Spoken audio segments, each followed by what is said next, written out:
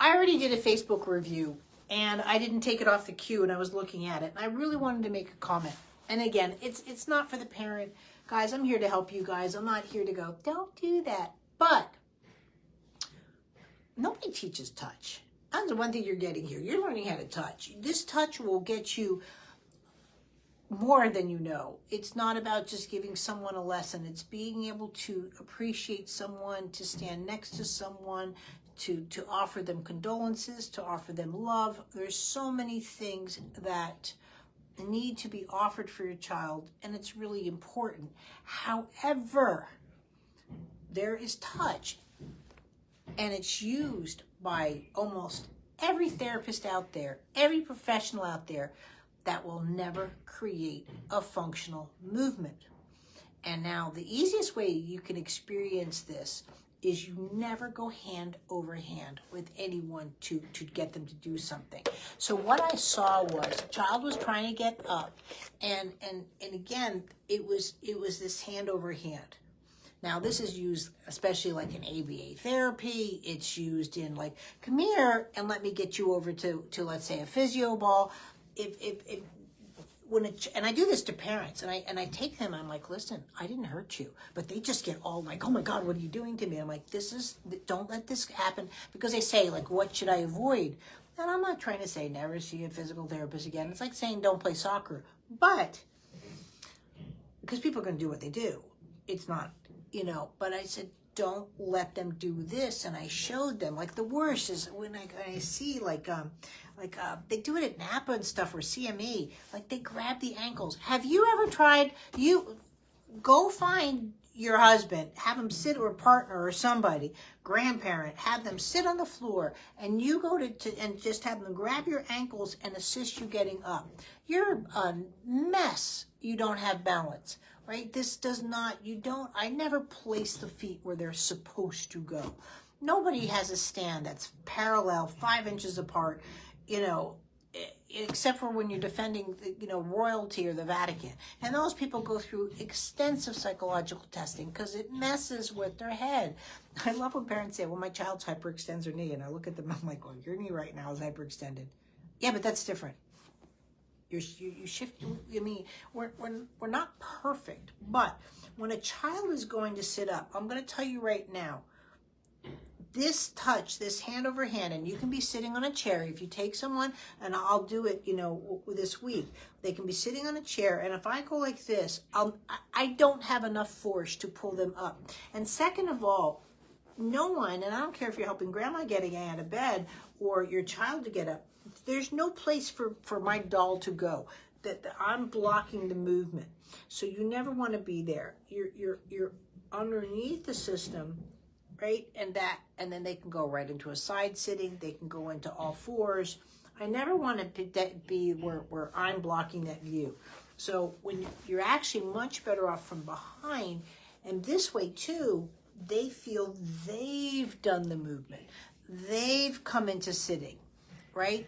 A child will never be off to the side and push up. This is already a sign of very big developmental delays. People again will say your child's low tone.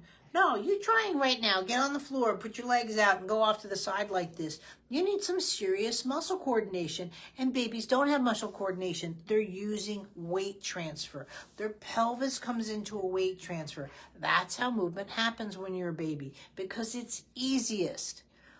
A baby is not going to do something that's hard. But when you're seeing a child literally planking and trying to do this, you know what I mean? Like, no, it's just not there. And so when you go to pick them up too, you don't have flying baby, you don't do this.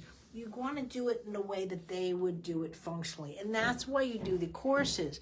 I think people, they ask me, well, why should I do a course in sitting up? It's just sitting up. Let me tell you, there's one way of doing it right, and there's about 70,000 ways of doing it wrong. And when you're being told your child is too low tone or high tone, you're already in the 70,000 realm, right? And I get it that Einstein said, well, it's 2,000 ways. I know not to make a light bulb is by, there weren't failed experiments. Again, that's adult-based processing. If a baby goes to sit up and they're like this, which is, again, look at where the hips are at. and where I have to press off of. This is not a way of doing it. And then on top of that, you'll grab the pelvis. Now they're stuck because they can't go into the grabbed hand, and do all of that. They will never have enough strength. It doesn't work that way. It's just the way that they need to be. They need to be able to do the movements. But again, hand over hand, no one gets up like this. You know, you really need to be underneath. And these are the things that I teach in the course. Don't miss the opportunity to learn touch, because touch is what gets you movement. If you don't have touch, right, you're not going to experience the movement in the way it should have been done as a functional movement. A grab, and that's what that grab is immediately, that's where, see, that's when you grab something, then you have Newton's law. For every action, there's an equal opposite reaction. So I grab, and I just did it with Teresa and people that have seen me. But when I go to touch, right, and again, I'm not hurting them. It's not like I'm grabbing and ripping an arm off. I'm just doing that. You'll automatically repel. So my force is an equal repel. It's like magnets going against each other. But if I just do something like this and coming up, right, they just float. They're mine. They're like butter. Da, da, da, da, and we're dancing. I want to get you off the chair, I do this. If I want you to stay on the chair, I'm going to do this. So the touch is really important. It's taught in all my courses, and that you do. I never bypass that. Obviously, with the beginner's touch course, which again is in the whole the package that's out there.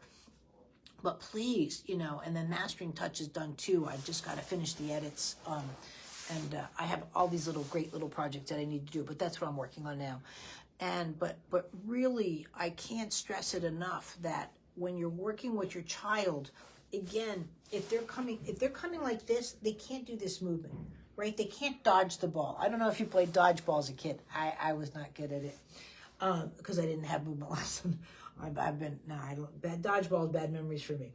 And then, but you talk about dodgeball with someone like Felipe, and you can see he was a stinker. He was the person I was afraid of. And so this kind of movement too, it's not functional because this baby can't sit up. I'm just too much in the baby space.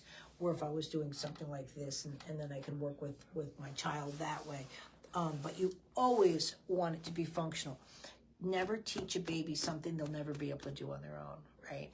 That's just life and development. Thanks.